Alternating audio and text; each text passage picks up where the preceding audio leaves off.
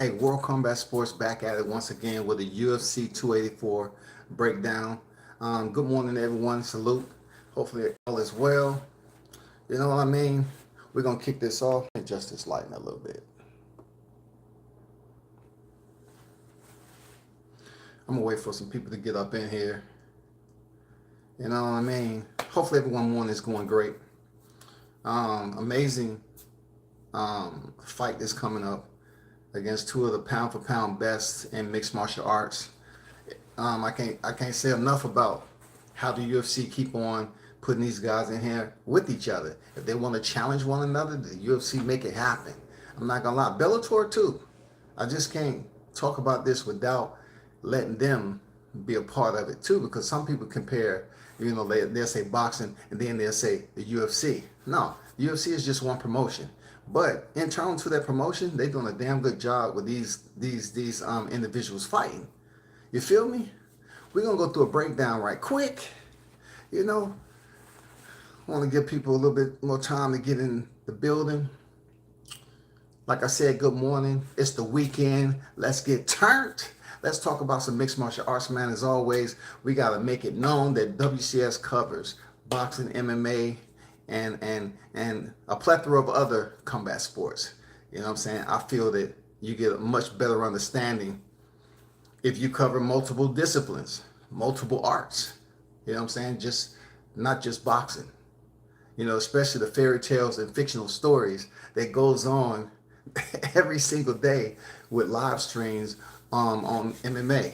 Shout out to Captain Chaos the First on deck in the building. Salute to you. What's good with it? Wild Dog on deck with it. Salute to you there, Chaos on deck. You already know.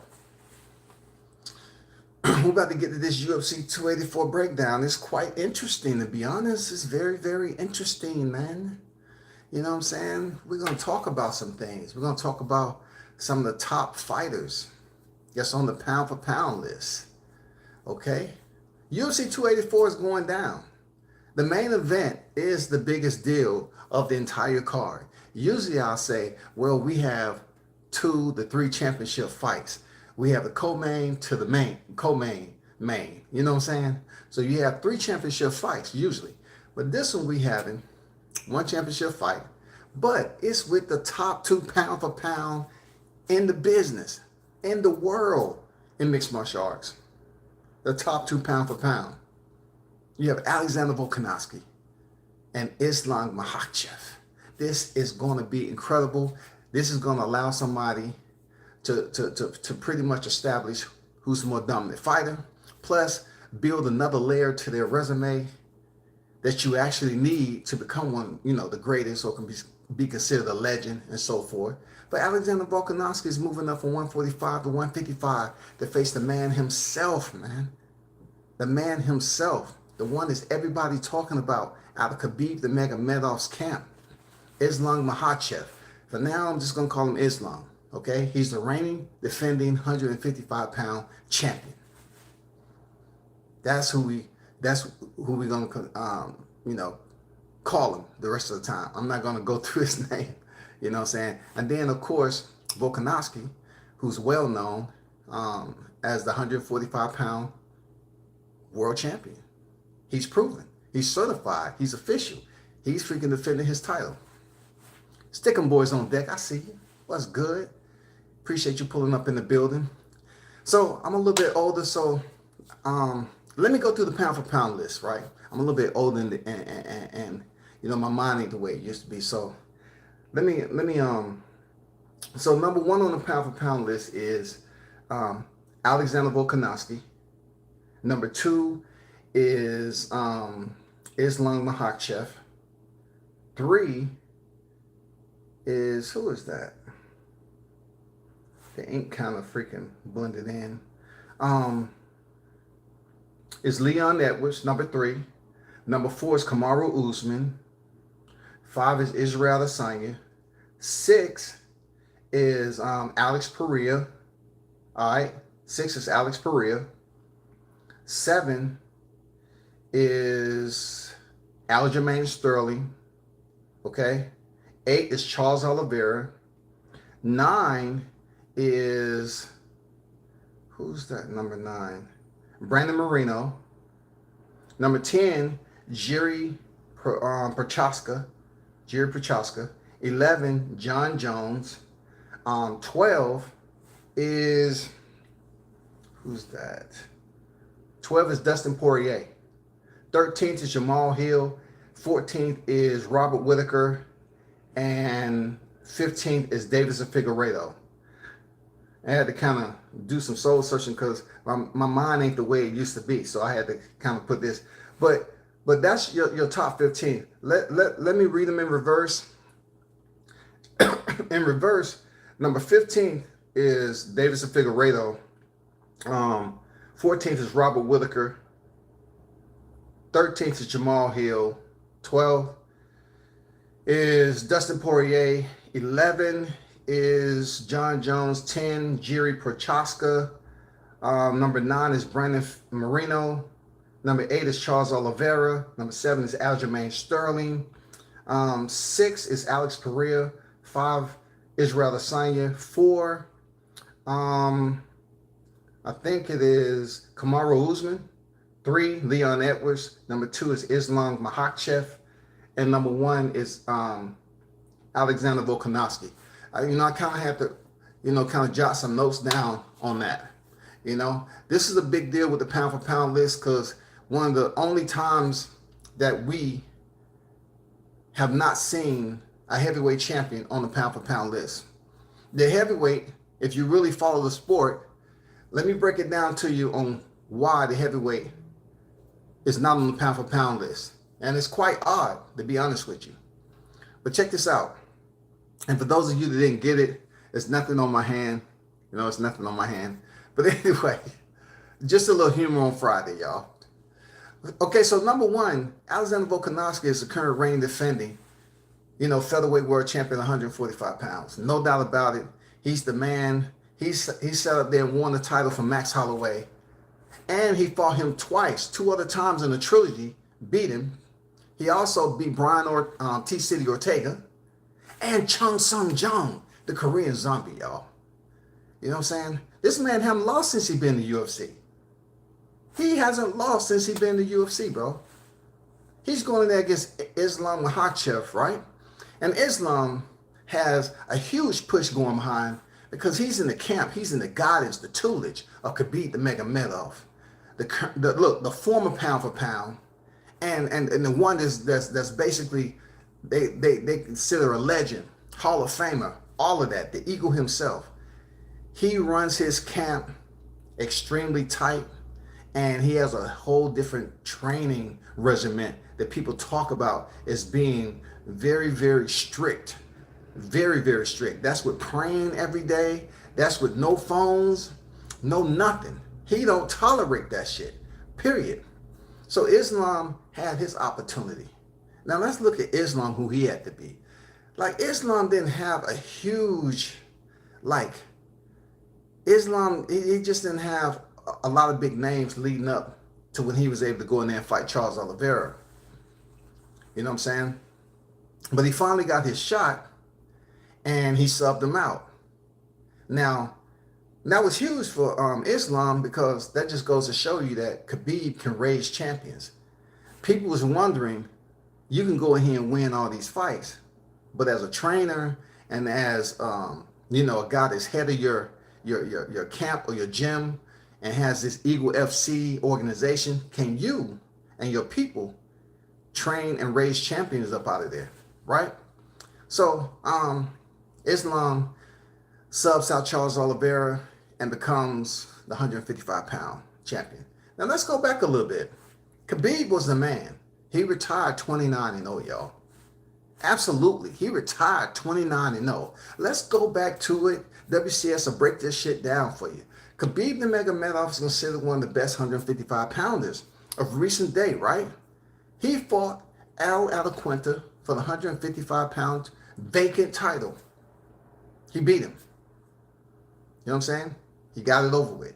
Before that, he had notable names like Michael Johnson, Edson Barbosa, before he stepped in there and fought for the vacant 155-pound championship. So, of course, after that, he would go into The fight of all fights that everybody remember, y'all. The fight of all fights. This is when Conor McGregor was coming back from making the millions with Floyd Mayweather. He was coming back. It took them forever. They would say, Conor, don't leave us. Don't abandon us because you made all those millions. Come back. We want to see you fight Khabib. We're going to give you big money. Conor McGregor comes back and fight Khabib Nurmagomedov. One of the most disrespectful. I speak of Tony Harrison, Jermell Charlo when it comes to boxing.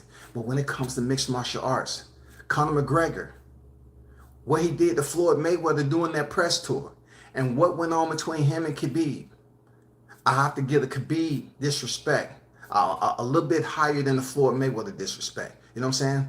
But Conor McGregor, that's what raised him. That's what got him the way where he wanted to be with the paychecks, right? Because people wanted to see it. He disrespected Khabib's family, disrespected his religion, and his religion of Islam. They don't drink and all that. Man, he was trying to offer the man some proper 12 whiskey, all that shit. It was absolutely bonkers, as they call it, right?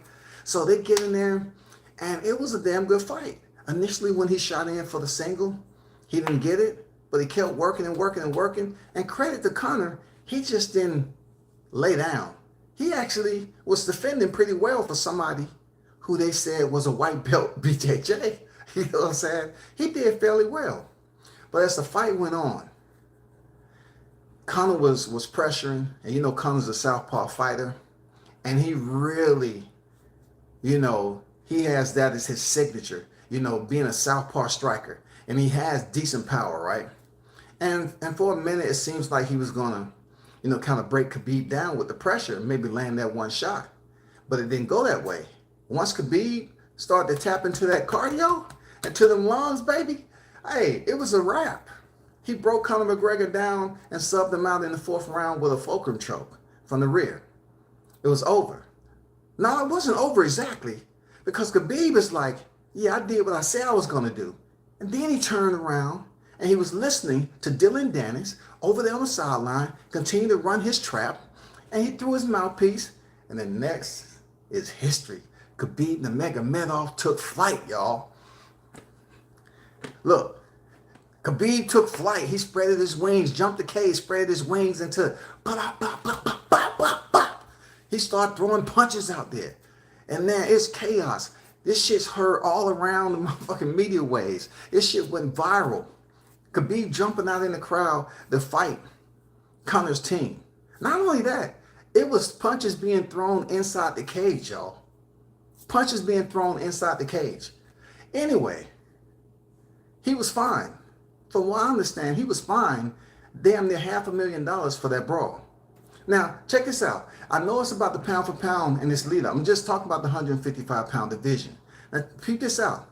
That's with the notice of Dana White rubbing it in Khabib's face about when Conor McGregor showed up in NYC and threw a dolly at the truck. He showed up with a bunch of goons, all because they cornered Adam Lobov and they sunned him.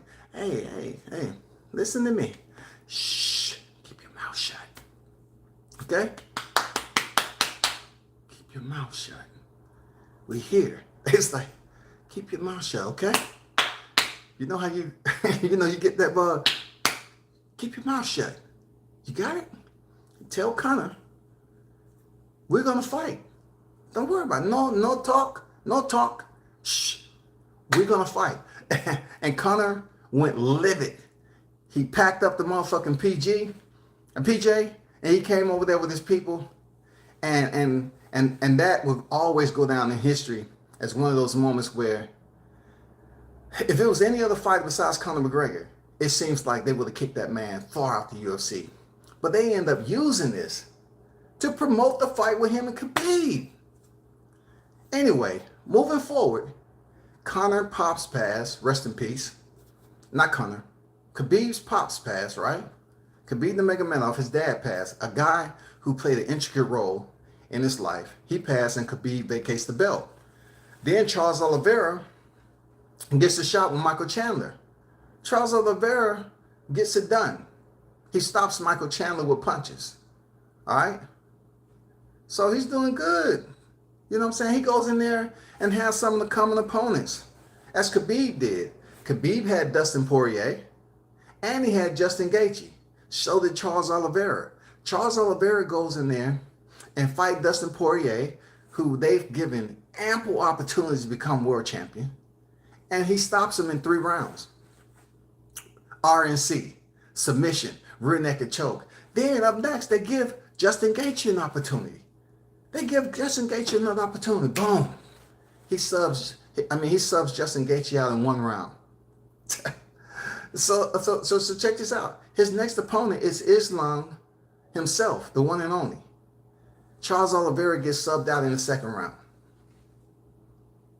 Now, coming off that Oliveira win, the UFC, then this is the perfect moment. Let's go. Alexander Volkanovski is mentioning your name. Let's get you in there with Volkanovski and let's have a fight. So that's where we at right now. We have a challenger for the 155-pound division. The current reigning defending champion is Islam. The challenger is moving up. See, one thing I love about MMA, when you have a fighter that's trying to move up, they allow the gate to be motherfucking open. If you want to move up and challenge yourself, they say, okay, cool, no problem. They allow Adesanya to do it. They allow DC to do it. They allow Conor McGregor to do it. They allow so many fighters to move up in weight and challenge for the belt. Jessica Andrade to do it. The list goes on and on. Amanda Nunes, Valentina Shevchenko. I mean, the list goes on and on. But anyway, I wanted to just highlight the top 2 pound for pound first, because this goes down in history, y'all. You rarely see it, especially in boxing, that the top 2 pound for pound is even close in division to even fight one another. So you have a 145-pound fighter going there against a 155-pound fighter. You feel me? Like, this is something that's unheard of in combat sports. 2 top 2 pound for pound. Now, they say WCS, you mentioned something earlier about why the heavyweight division is not on the UFC pound for pound list. Okay, the man that was a pound for pound king before all this took place recently was indeed Francis Ngannou. Francis Ngannou is gone. He's trying to get a boxing match with somebody. He's sitting up there trying to put these hands, you know what I'm saying? He's trying to put these hands on somebody in a boxing ring, and he's trying to make some money doing it. He's out. Vacated the title. Vacated the title.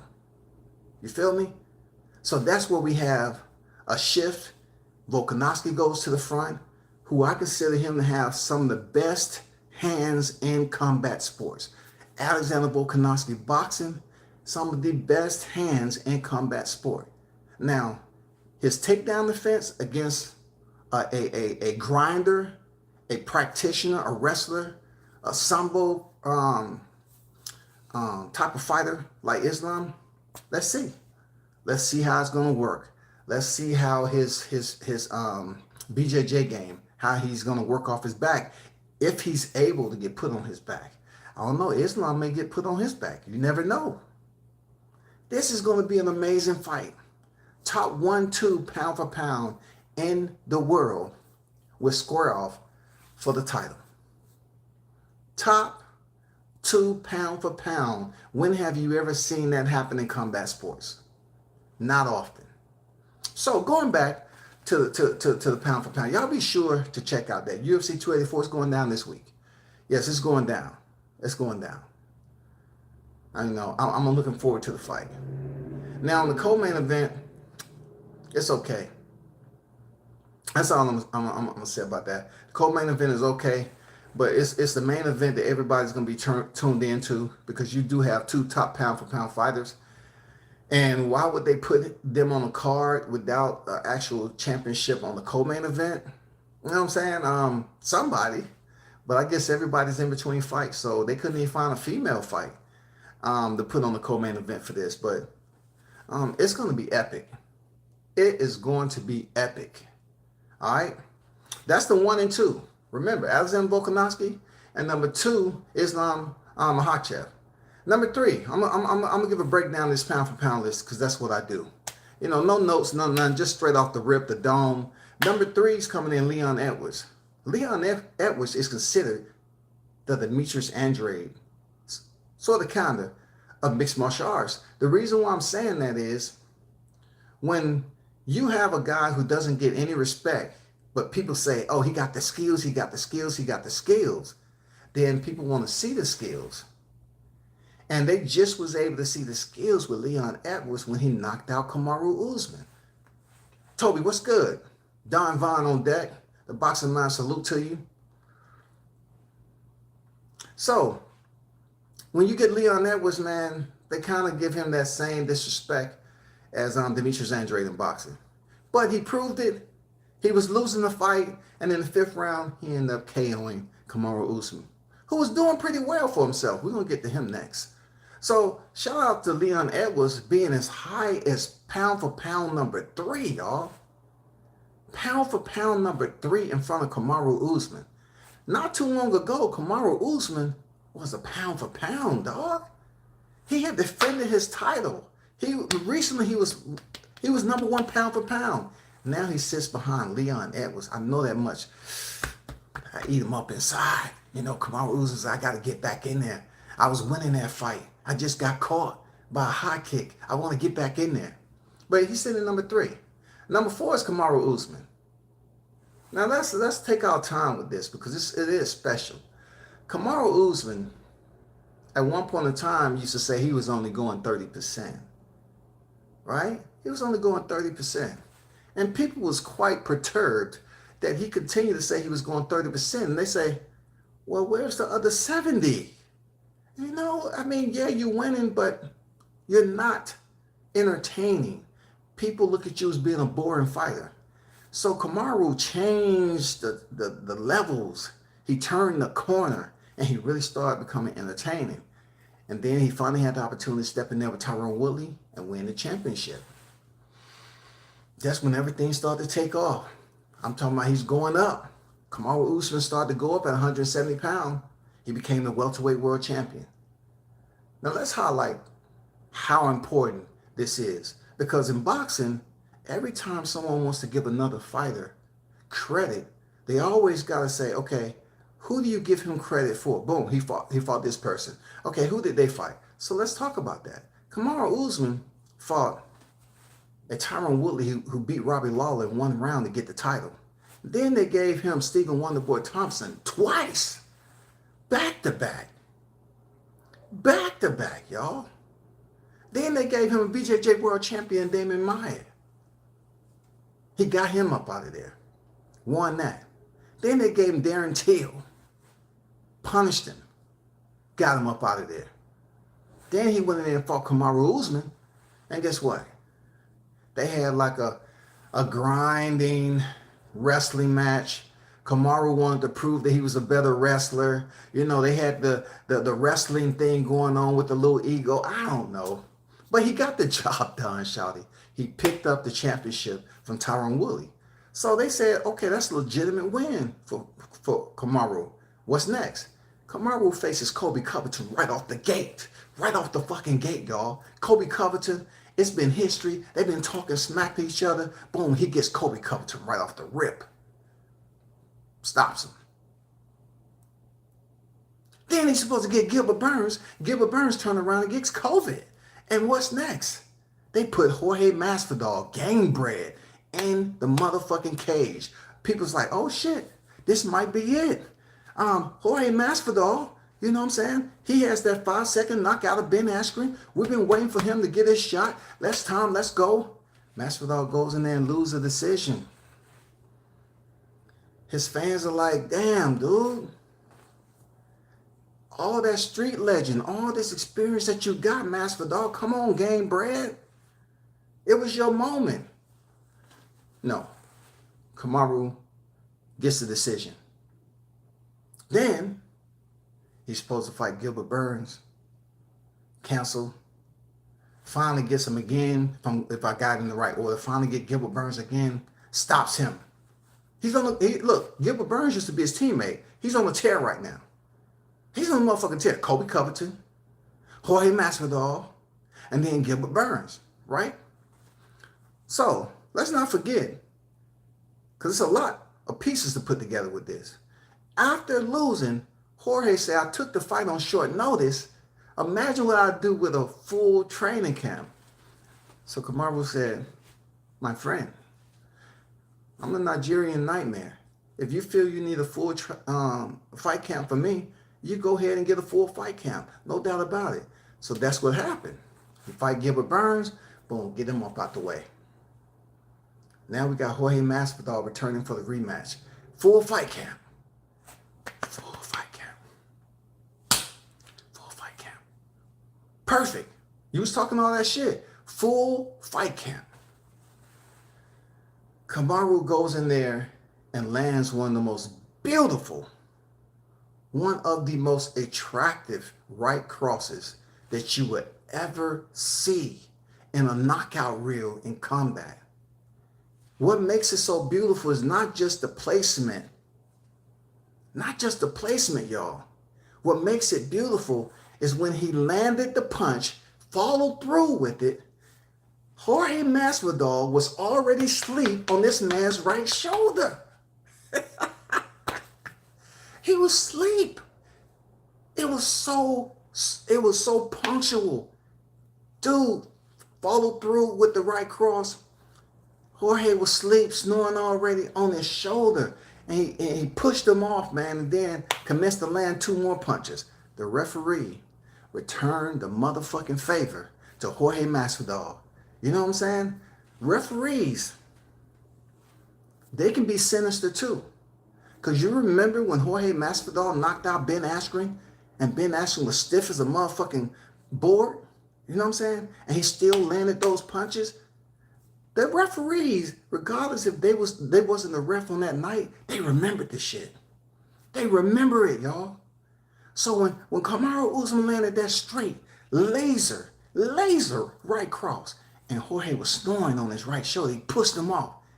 He allowed Kamaru, knowing that this man was dead in the water, knowing that he was a sack of Idaho potatoes, boom, hit the mat, pop, pop, pop.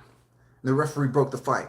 That's them saying, next time, don't show out when your opponent's already unconscious and land some other punches. And when somebody asks you in the press conference, the post-press conference, they say, hey, do you think it was necessary there, Jorge, to land those shots if Ben Askren was already, so-called knocked out? Oh, it was super necessary. It was super necessary. So when it became his chance and he was knocked out, the referee allowed Kamaru Usman to land a couple of punches when he was already asleep. I can't make this shit up, y'all. This is the way of the land. This is the storybook of combat sports. That is the Kamaru Usman storybook. He goes in there, he knocks out Jorge Masvidal in the rematch, and then get Kobe Covington. He gets Kobe Covington in the rematch, beats him. Then he steps in there with who? Leon Edwards, and faces a high kick in the 5th round when he was winning the fight, and it's over. The same thing that happened to Israel Adesanya. Pretty much a lot of people saying he was winning the fight. But hey, he's next up. He's next up, y'all. Coming in at number 5 is Israel Adesanya, the former reigning defending middleweight world champion. Israel Adesanya, who was just beaten by his nemesis, his kickboxing nemesis, who was fast-tracked in the MMA to get to that point to face off against Israel Adesanya. He goes in there and knocks the man out again. What is his thought process when he's home alone, when he's doing quiet time? He's thinking about this. Even when he was in fight camp, he said, you know what, this dude has knocked me out before. He's knocked me out before. That's all that they're playing. They're playing this video over and over again. I'm sick of it. I'm going to go in there and prove that I'm better than him. And for a minute, Israel Adesanya had us all thinking like, this is your moment to go in there and make this shit happen. To put away the demons. This is it. You get revenge. Somehow, some way, the pressure. Alex Pereira, that monster, he kept on tracking and tracking and tracking and hunting and hunting. He ended up getting a knockout in the 5th round, y'all. Israel Adesanya has so much going for him. Like, listen, I've been on record. I admit my guilt. I did not think Adesanya, the way he was when he initially came into the promotion, I didn't think this man was going to become champion. Like, he had the names Brad Tavares, Marvin Bellateri. And then I say to myself, okay. You know, he just started putting names away. Yoel Romero, Paulo Costa. What? This dude is a little bit better than I thought. You know what I'm saying? He continued to win. He got Robert Whittaker. Beat Robert Whittaker. I was like, what the? Ended up beating him twice, dog. I was like, shit, what the hell? I was way off of this dude. And then there was something about Alex Pereira, though. Something about his whole exterior. You know, he reminded me of one of those, you know, gladiators, or those warriors that people talk about in folklores. You know, his expression is less. He doesn't have one. Like, you barely see him jump out of character. But he's proven he can fight his ass off. He's dangerous. And yeah, he went in there and got it done against Israel Adesanya. You know, Adesanya is number 5 on the pound for pound list. Next, number 6 is Alex Pereira. They put this man right next to Israel Adesanya, somewhat like they did Lomachenko when Teofimo Lopez beat him. Yeah, I got to do side-by-side comparison, you know what I'm saying? But anyway, Alex Pereira gets put at number 6 for that win. This is a guy who's been fast-tracking the UFC. Unfucking believable. And he gets the job done. So we're at a point right now, to see if Alex Pereira is going to get the rematch. Is he going to stay at that division, or is he going to move up? I don't know. Jury's out. I mean, jury is still in on what Pereira is going to do next. From my understanding, they're pretty much telling us that Israel Adesanya, he wants a rematch. He wants to goddamn dead the demons. He wants to go in there to hell. Listen, you've been in fights before where the camera was zoomed in on you and you say you're ready to die. Why wasn't you ready to die in there with Pereira? That was the time for you to die. All or nothing. All or nothing. You're sitting up here talking about, I'm ready to die. And the camera plays that all the time. But when you was in there with Pereira, it was almost like, I feel like I'm dead. You know what I'm saying? Pereira say, you ready to die? You probably ask him in Portuguese. You ready to die? Are you ready? I saw the clip. Are you ready to die, my friend? Okay, what's going on? But from my understanding, the rumor mill was out there that Pereira was it may potentially have a rematch with Israel Adesanya. All right, so we'll see how that goes. 7, Aljamain Sterling, Funk Master. You know what I'm saying? 135 bantamweight division. Look, salute to the Funk Master for basically getting it the hard way. You know what I'm saying? He suffered his knockout loss. He regained. He got back on the winning streak. He's been solid. He's improved. And he had his opportunity to go in there against Peter Yan. Peter Yan was a reigning defending bantamweight champion, 135-pound division. And he was considered the guy. And when him and Aljamain Sterling stepped in there, the fight ended controversially from an illegal knee. Now, we've seen illegal strikes before, but this was a little bit weird because those who was tuned in thought Aljamain Sterling was kind of acting. And you know one thing about MMA fans, they don't like acting. They don't like acting. Especially if you're faking like you're hurt from a strike. And these are people who are pretty much conditioned for the barbaric sense of combat that they're watching. They're conditioned. Not too much back in the day now. When they was soccer ball kicking, it was FIFA in that bitch. But now, they're used to it. So they thought, with Aljamain Sterling being on one knee, and then Jan's corner yelling, knee, knee, knee. Jan, it didn't register. He's grounded. Should I throw the knee? What should I do? He threw the knee. It was an illegal knee to a ground opponent. It caused the fight to be stopped. Therefore, the fight was stopped because Aljamain Sterling said, made it clear that he was disorientated and he couldn't go further. So therefore, what happened? They awarded Aljamain the belt. That was a point in time where I did the breakdown of this pound for pound list too. You know why? Because it was very interesting that Aljamain Sterling was not on the pound for pound list after he picked up the belt. Those leftists, I swear to God, the UFC pound for pound list, I swear to God, that's some of the most political group of individuals that you will ever meet when it comes to a 1 pound for pound now. I would like to know who's running that, who get the final decision. But they didn't put the man on the pound for pound. They were saying he was faking. It wasn't real. It wasn't genuine. He could have fought on. Okay. Somewhat like they got it wrong with Cologne Pritchard. You know what I'm saying? They got it wrong. They thought he was faking and he was acting like, because the fight wasn't going his way, that he could do more. Yeah. Come and find out the man was seriously in a situation. So what Jermaine Sterling do? Aljamain came back and pretty much dominated Jan in the rematch. He came back and dominated the dude. Defended his title. Told the naysayers, shh, be quiet. You talk too much. You was doubting me. I told you that I wasn't feeling well. I told you the reason why I looked the way I did, I wasn't 100%. He went in there and defended his title against Jan. Then the UFC said, hey, guess what?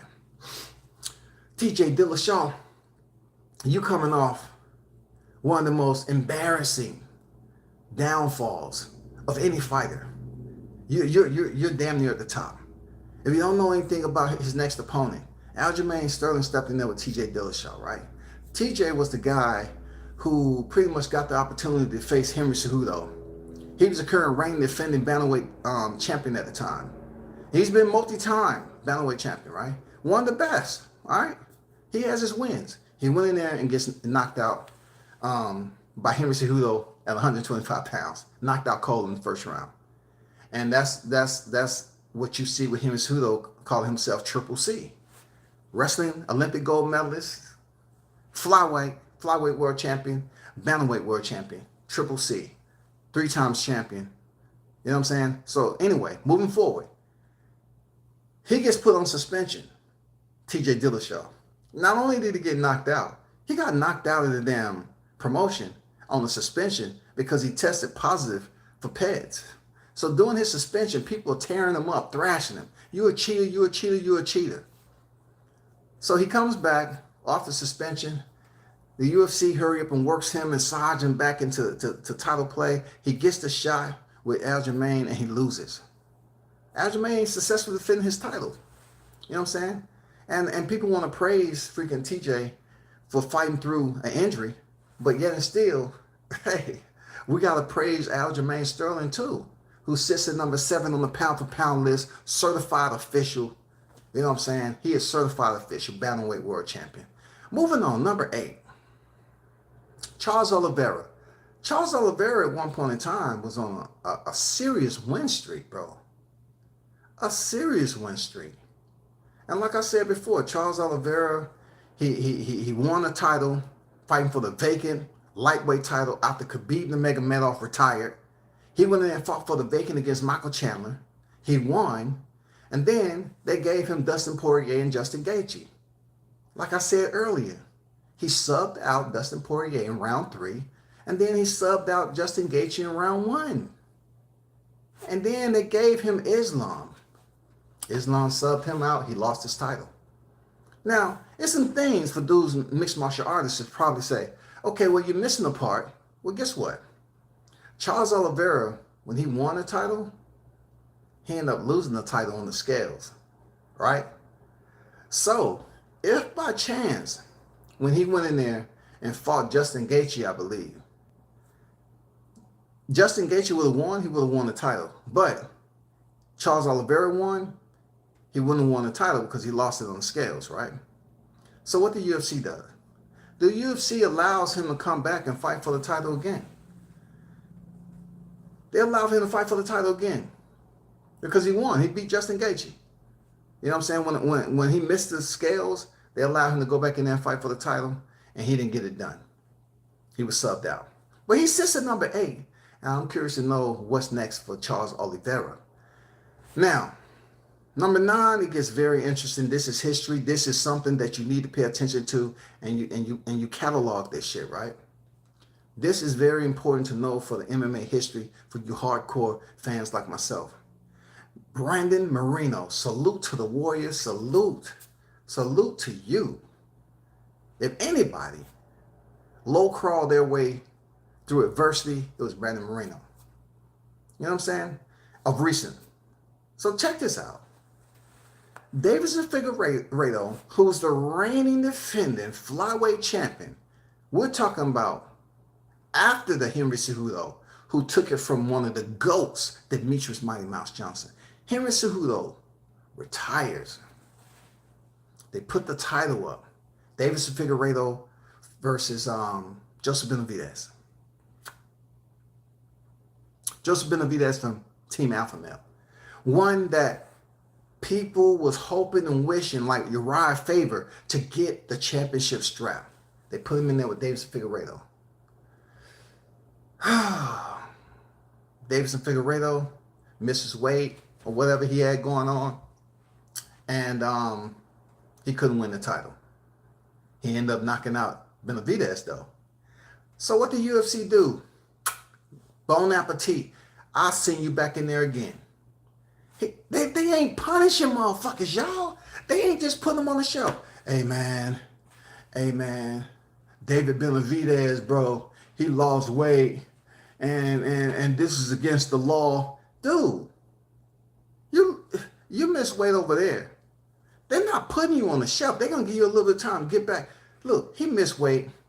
He won. The title went on the line. He won.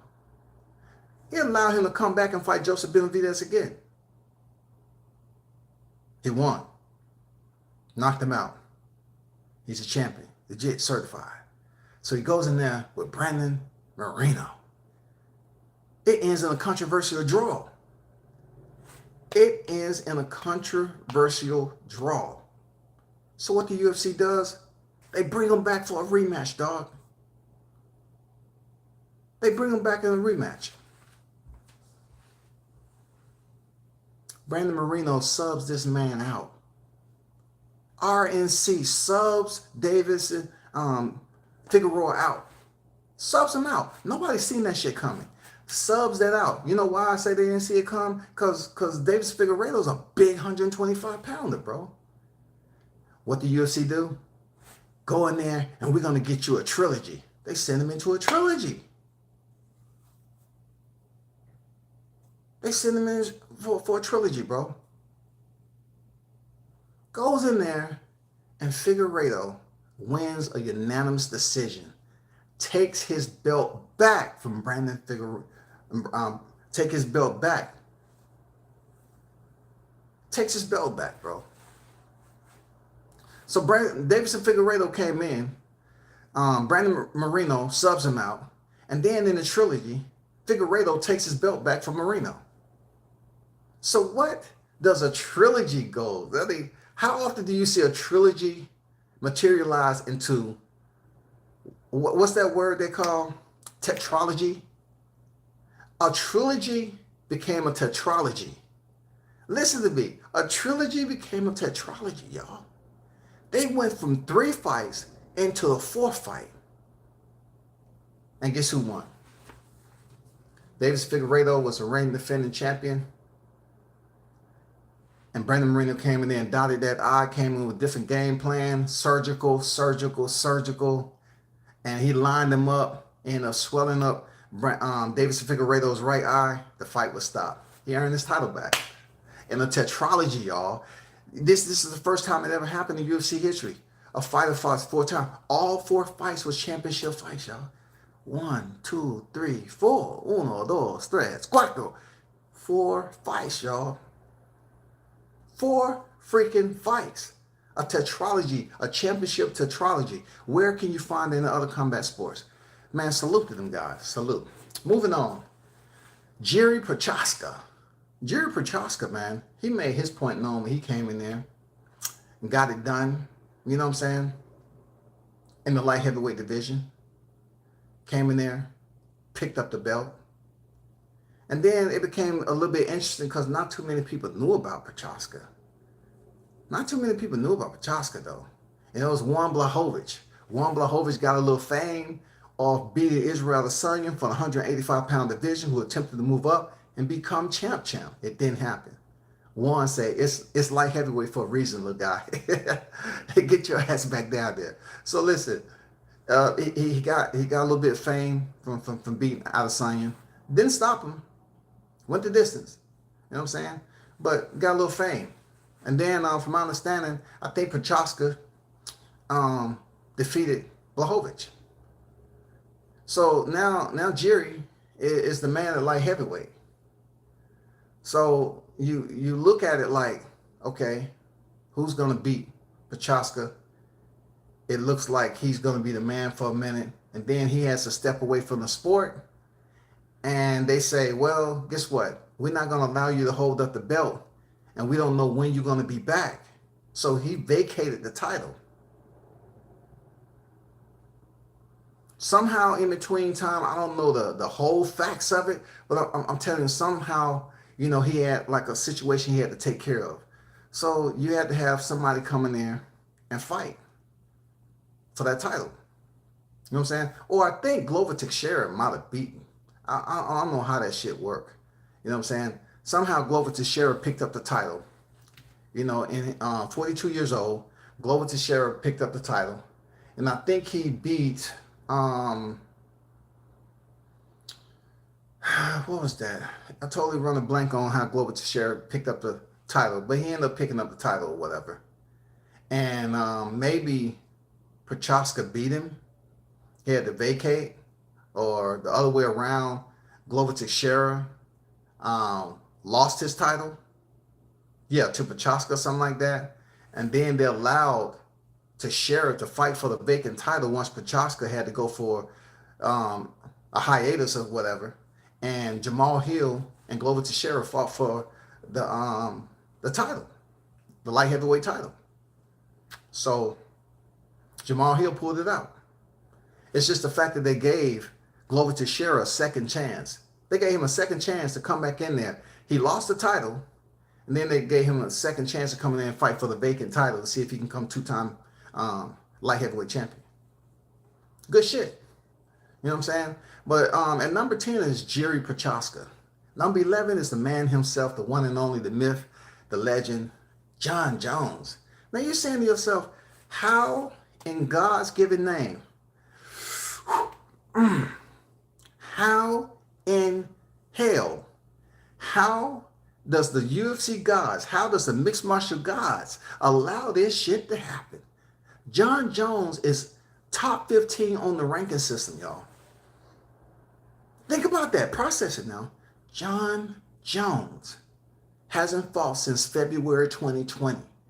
Jon Jones have not fought since February 2020, y'all. He's number 11 on the pound for pound list. Now, granted, this is what you call Wall Street value, and his stock always up. No matter what trouble Jon Jones get into, his stock is still somewhere always up. They always keep it at a level where it can still has value. Jon Jones hasn't fought in 3 years. That became 3 years 2 days ago. The 8th of this month. It became 3 full years. Now he's set to return next month against number 1 ranked Ciryl Gane. Ciryl Gane has absolutely been in a cage with the champion before, Francis Ngannou. He lost, but he put up a damn good effort. I was just disappointed that Ciryl Gane seemed like he wasn't ready for the moment. Like he was starstruck and shit. Good all-around fighter. but it seemed like he was starstruck. It seemed like he wasn't or did not have a sense of urgency that he was in there to be a challenger to become champion. So now he gets the opportunity to fight for the vacant belt. Now that Francis Ngannou is out the promotion. What better person to bring back after all these years? 3 years? 3 years?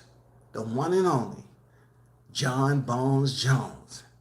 And when you want to talk about pay-per-view star, when you want to talk about the numbers, when you want to talk about people tuning in, what other combat specialist that can get in as much trouble as John Jones?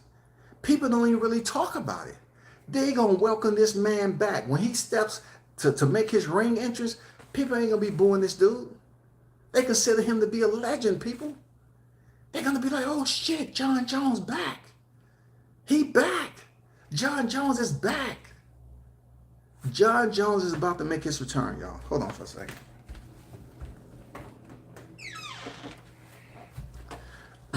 John Jones is about to make his return. It's going to be epic. 3 years. How can you return and get a title shot after 3 years? Now, process that shit now. Because I mentioned this before. Process it. Who do you know that can be out the ring for 3 years? Inactive. Not suspended. Out the ring. Supposed to be retired. You know what I'm saying? Supposed to be retired, y'all. John Jones was retired. He comes back and fight for the vacant heavyweight world championship. Who do you know? Who do you know? Did George Foreman do it? Because George might have some bragging rights. Did George Foreman do it? Who do you know has gotten in as much trouble as John Jones and returns back to a different division? Okay, that's another kicker. A higher division, and they allow him to step in the cage and fight for the heavyweight championship. Nobody has never beat John Jones. Period. Nobody. This is epic. Nobody has never beat John Jones. The one loss or defeat on his record is a disqualification. That's not a win. Matt Hamill don't go around in bars telling people, hey man, I was the one. I'm the one that he hit me with the illegal elbow. Matt, chill. We're not going to talk about that. But John Jones returns, y'all, as heavyweight. It's going to be crazy, people. It's going to be wild. It's going to be wild next month. It's going to be wild. Rumble, young man, rumble. Next, 12. The man himself who's been given so many opportunities, Dustin Poirier. I like Diamond, man. I like Diamond. You know what I'm saying? Listen, it's nothing I can do for him, though. That man has been given so many opportunities after opportunities, and he just don't go in there into a championship fight and make it to the final bell. A lot of these opportunities, man, he's getting stopped. You know what I'm saying? I like Dustin, though. He's one of those guys that's user friendly, you know it. But deep down inside, people are wishing and hoping like they had, like they was doing Cowboy Cerrone. Everybody has nothing but good words to say about Cowboy. But he cannot win a freaking world title to save his life. I like the Diamond. He's a fighter. He's proven to shine in moments like, just say for instance, for his interim title versus Max Holloway, to step in there and face Khabib Nurmagomedov. He beat the smaller fighter, but he won. He had his opportunity to step in there with Khabib, and what happened? He was subbed out in 3 rounds. You know? I don't know. I don't know what to say about Dustin. He's young enough to still stay in there and hopefully get a title shot. I don't know. You know what I'm saying? He had his opportunity with Charles Oliveira, the former lightweight world champion, and he was subbed out. So are they going to give him another shot with Islam? I don't know about that. I don't know about that. Seriously. But he's sitting, you know what I'm saying? He's sitting number 12. Number 13 is Jamal Hill. He's the new light heavyweight champion. He has what a lot of people consider to be Jerry Prochazka's belt. Because Prochazka, if you remember, he's sitting at number 10 on the pound for pound list. And Jamal Hill, who's active, the reigning champion, he's sitting at 13.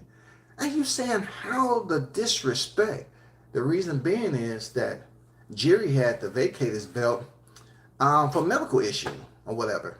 So them guys, those political, whoever they are on the pound for pound list on the UFC, those are some of the most strictest, firm.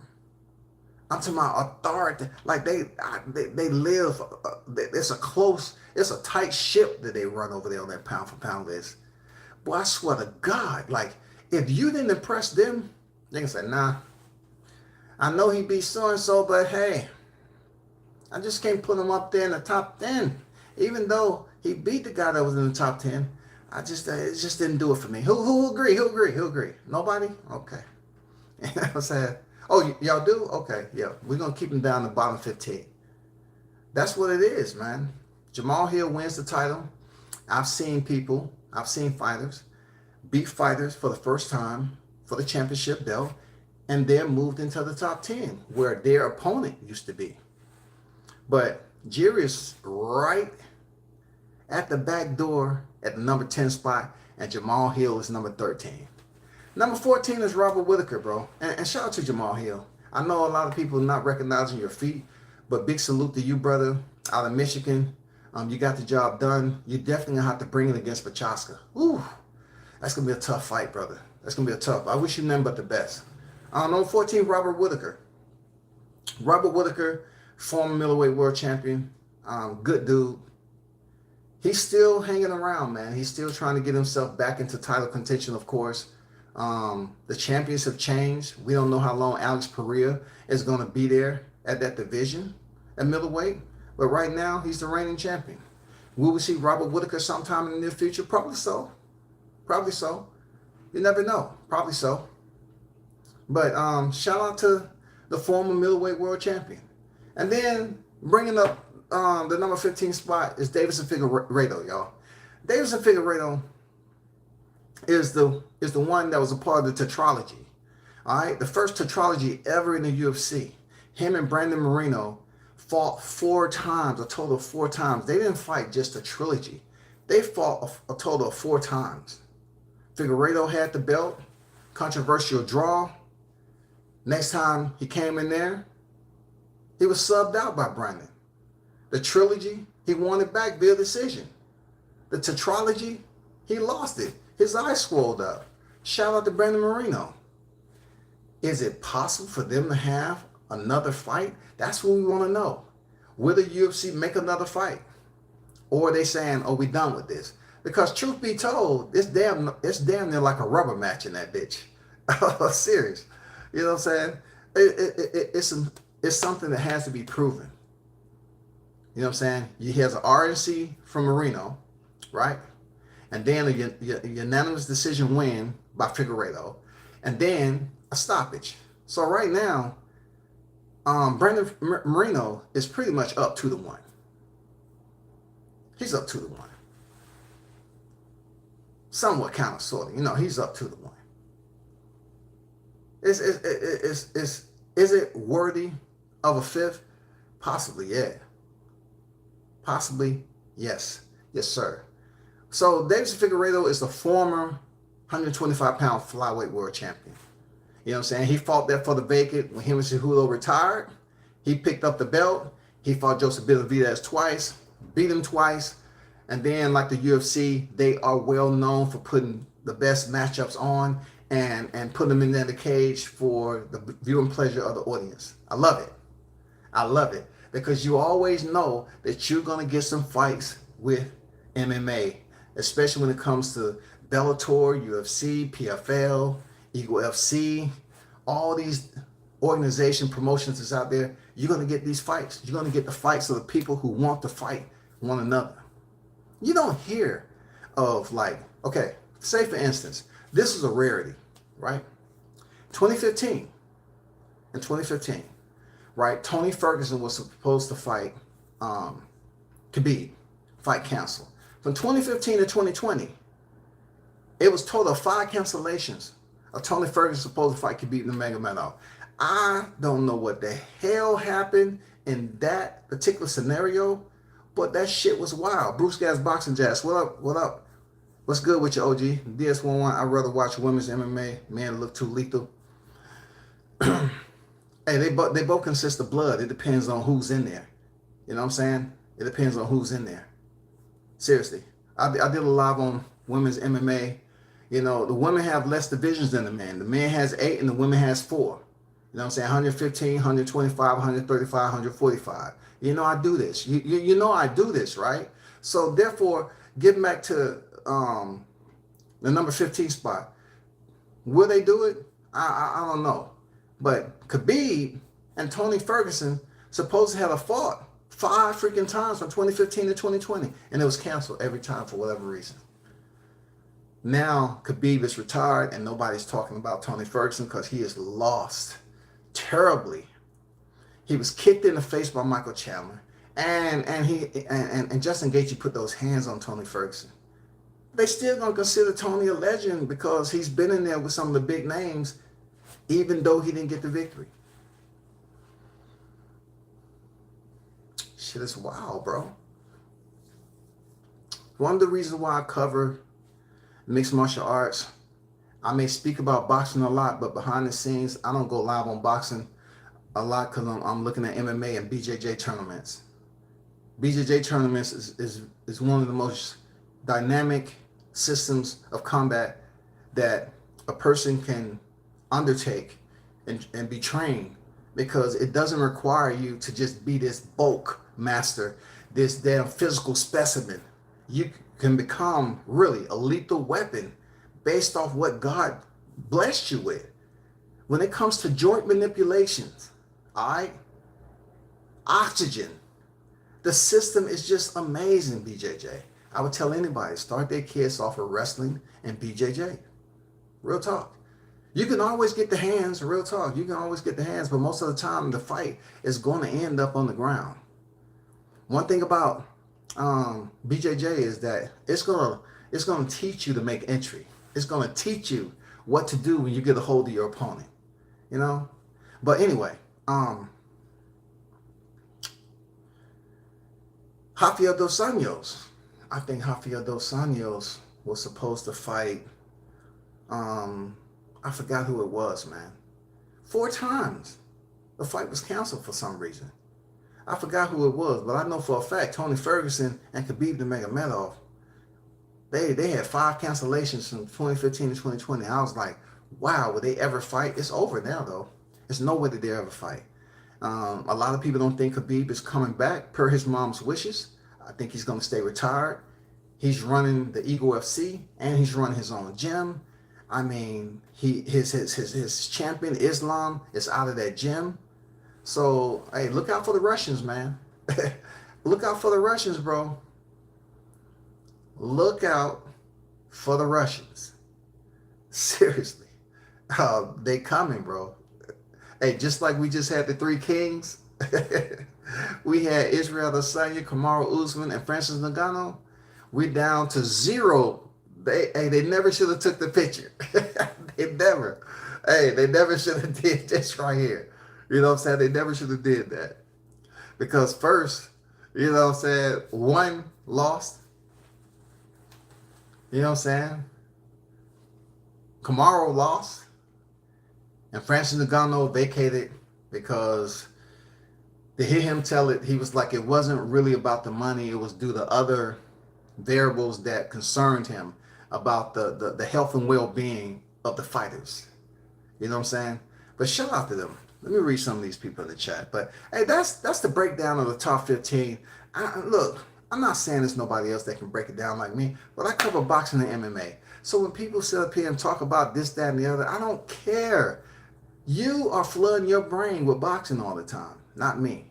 I'm over here reading and paying attention to what's going on with MMA because they get straight to the point. Y'all, it's no freaking roundabouts, up, down, around the ridge line, jump off to a zip line, go to destination D. Once you hit the ground, grab the blue pack over there. Pull out this and see what the coordinates is over here. No, MMA, you pretty much get the fights that you want. And I salute to the promoters that really give us those type of fights that's very entertaining and interesting, that keeps us tuned in for a reason, not this guessing game. Like, oh my God, rematch or nothing, all or nothing. It has to be a rematch or nothing. That's what happened when you're staying so close to a sport that's unregulated. Oh, no rematch or nothing. Is these people gonna fight or not, man? So and so's in talks. They come to find out the person they was in talks with is totally different than the fight that's being signed on now. I'm telling you, y'all tune in, man. Y'all tune in. That KO was special. I was watching it tonight. WCF just happened. He was awake, then asleep. He was, man. One of the most beautiful KOs ever with the right cross, man. Had him sleeping on his right shoulder like a baby. Like a baby just petting that baby. And then when he hit the canvas, pop, pop, hit him again. The referee broke up the fight. See, the referee could have stopped it. He could have said, no. He already out. It's just like, just so you can get a little bit more, another piece of history. I'll go back even further with Dan Henderson and Michael Bisping. Michael Bisping was being disrespectful.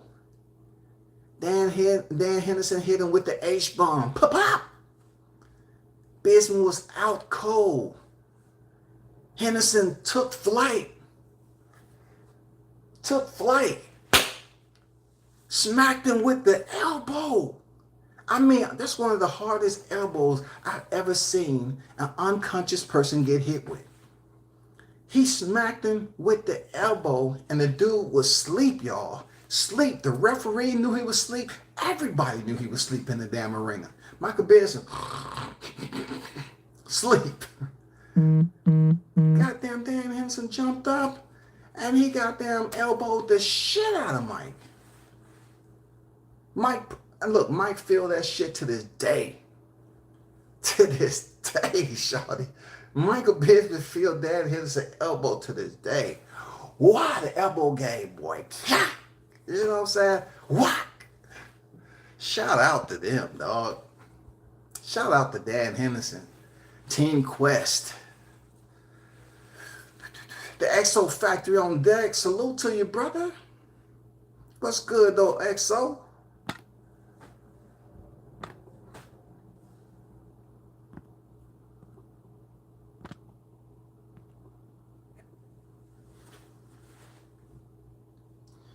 Chase, salute to you, brother. I'm going through this.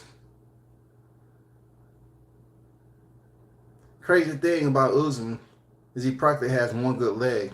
He can't run on treadmills due to his bad knees. Hey,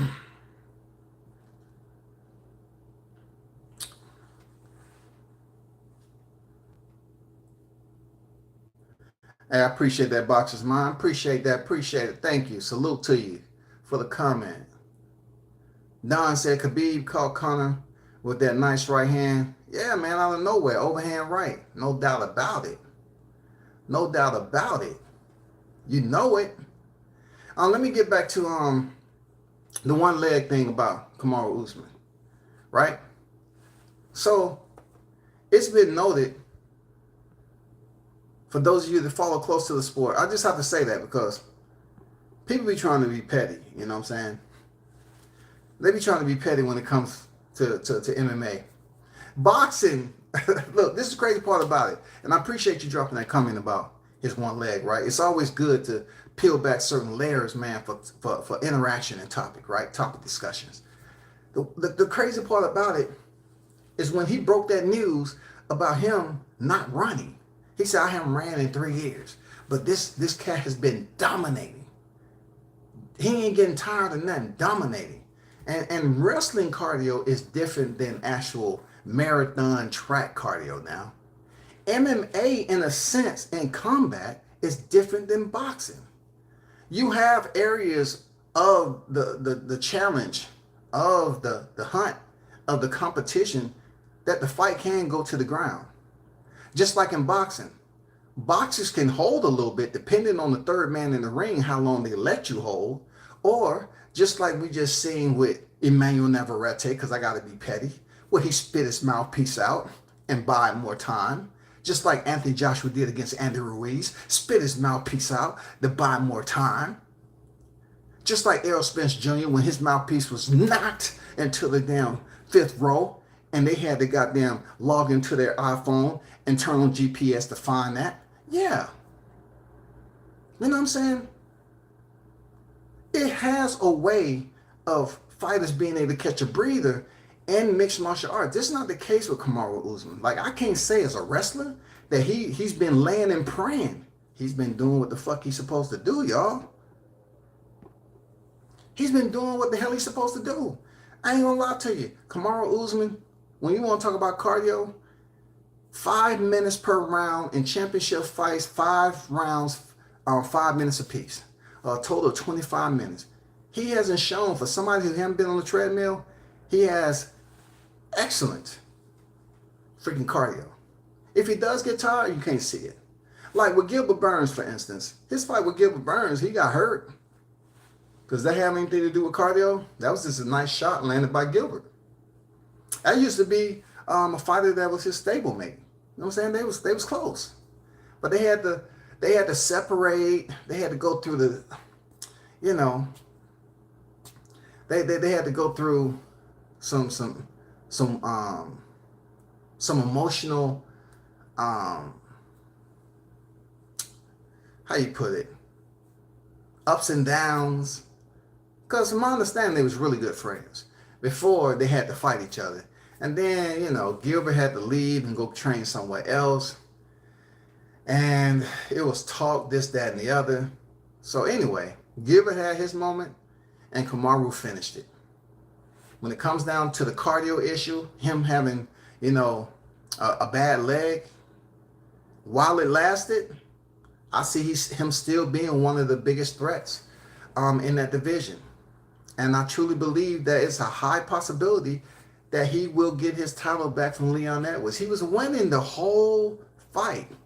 See, the one thing I don't understand about Leon Edwards is the fact that he had skill, but I don't know, you know, does he have that cell? Does he have those cells that he can go to where he needs that extra energy to power him up, to get him to feel that moment of viciousness? Do he has it? I don't know. You know what I'm saying? Like Richards and Hitchens. They was wanting him to go in there and get the kill. Does he have that cell where he can source that fluid, that killer instinct fluid, and inject that into his body and go ham? I don't know if Leon Edwards got it. Just because he landed a high kick, I mean, he was losing the fight, clearly. And that's how I see it, bro. I think Kamaru was going to get his belt back soon because he is set for a rematch. Appreciate everyone who pulled up, you know, and dropped that like button.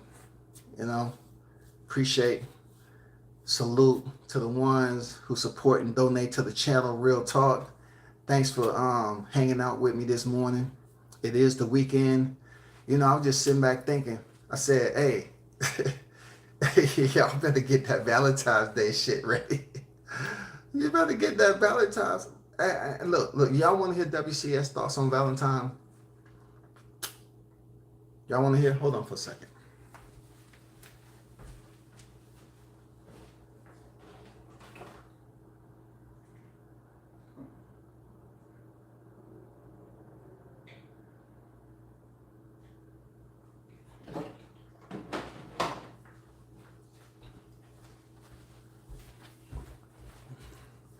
So let me give y'all my take on Valentine's.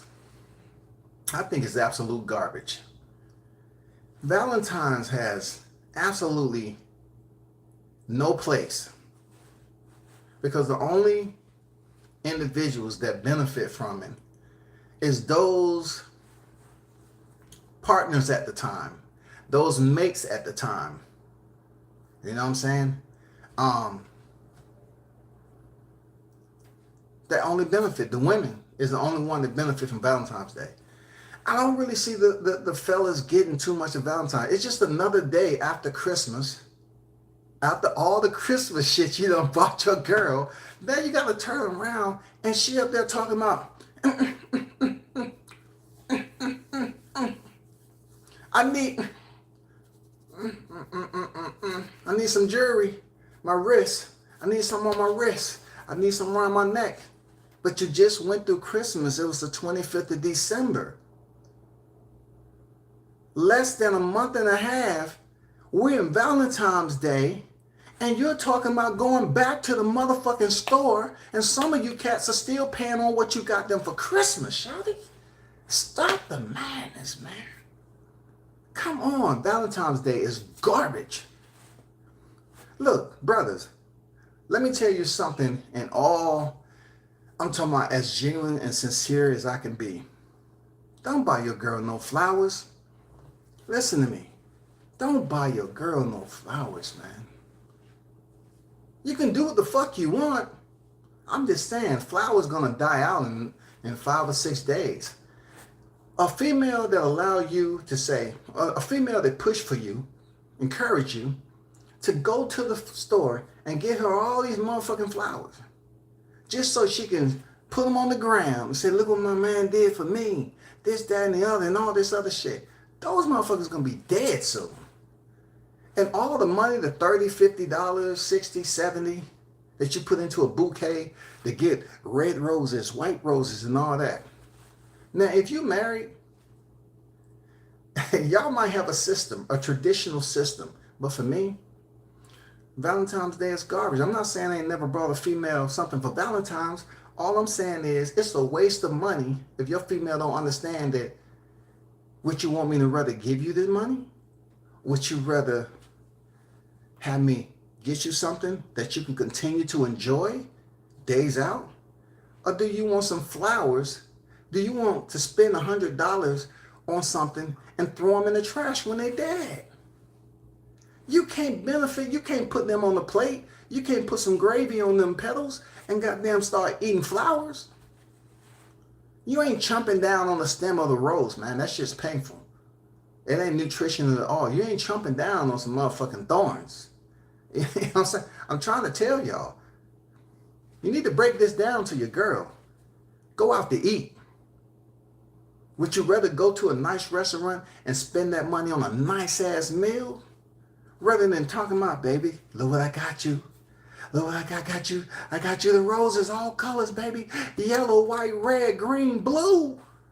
I got you the blue ones, baby. That's a hybrid. That's just developed in the lab. This is new. It's that vibranium.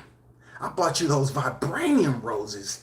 I'm telling you, like the blue ones, they're gonna last the longest out of the red, white, and the green. You know what I'm saying? And it's a black in there. That's that time. You know, I found out you was texting another nigga, you know, on social media. I put that black rose on there. You know what I'm saying? It crossed my mind. I said, yeah, throw a black rose in there. You know, she was trying to cheat on me. But don't spend money on roses, bro. Toby said Valentine's Day way too commercial. Make any day special for your girl. It doesn't have to be February 14th. Salute. Salute. Point blank. Sip. Point blank. Every day can be special to your girl. Every day. But listen, if you traditionally run into a chick that's busy hyping up Valentine's, hyping up her birthday, hyping up Christmas, if y'all stay together that long, you know what I'm saying? Because most of the time, you'll find out if a chick really about you. Because you try to turn cats onto the game. Like, you can get relationships. You need to check what date it is. Because Here, if you're dating a chick, let's just say you start dating her January, and Valentine's Day come up. Do you think if you all are dating and you're going out to eat, you're not gonna bring her something for Valentine's? You're not gonna go get a card and you gotta write some shit in there? How much do you have to write if you just met her in January 2023? How much do you have to write? Very, very nothing. I don't have nothing to write. You expect me to bring you big Valentine's Day gifts? And I just met you last month? But you're right, Toby. You're right, man. You're right. See, a lot of people dropped off this lie because they don't want to get put on punishment. And they're going to tell me, man, I love my girl. I never said you didn't have to love her. All I'm saying is, it's a lot more that you can do to show that you love her. I never said you didn't love her or like her. It's more that you can do that's going to last a lot longer than getting a motherfucking bouquet of roses that's going in the trash, y'all. It's going in the fucking trash. You know what I'm saying? It's going in the trash. Get something that you can put in your system, that you can taste. You know what I'm saying? Something that you can go have a good time. You know what I'm saying? Something special. You know, jewelry, that's another thing.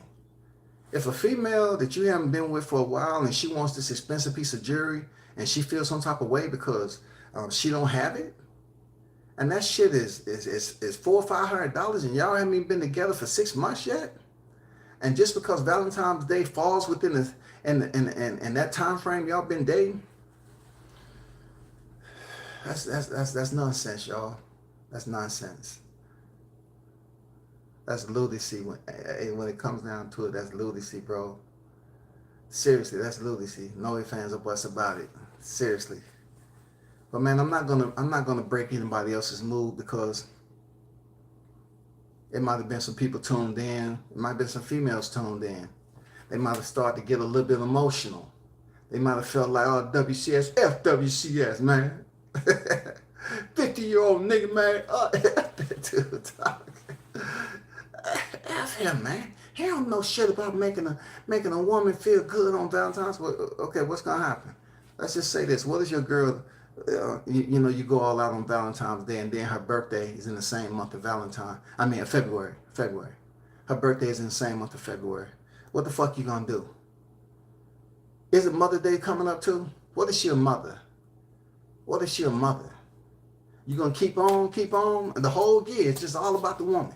The whole year. You know what I'm saying? You got Valentine's Day, you get Mother's Day, you know what I'm saying? You got birthdays that's gonna come in between that. Some of y'all might have the pockets to do that shit. You know, I wish you nothing but the best. You giving great advice there, OG. Appreciate you, man. You know what you said about make any day special. Yeah, that's what it's supposed to be, man. You gotta let your girl know any day can be this. But know this, you should break up with your girl immediately if you are one of those dudes to make her feel special every day, but she want to make a big freaking deal just because she's not getting a whole truckload of material items on Valentine's Day. Valentine's Day, man, it means nothing. Like, it's just something that's embedded in us that we learned over time. Hey, Valentine's Day. Valentine's Day. Get your girl something sweet for Valentine's Day. Hey, and this point in time on Valentine's Day, right? You can't even get your girl a box of chocolates, bro. You can't even get her a box of chocolates. These women, I don't want no motherfucking chocolate. I told you online that I wanted this watch.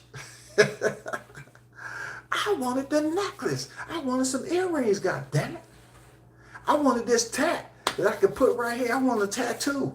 The tattoo cost $3,000. Then you said you was gonna get it for me. Nah, bro.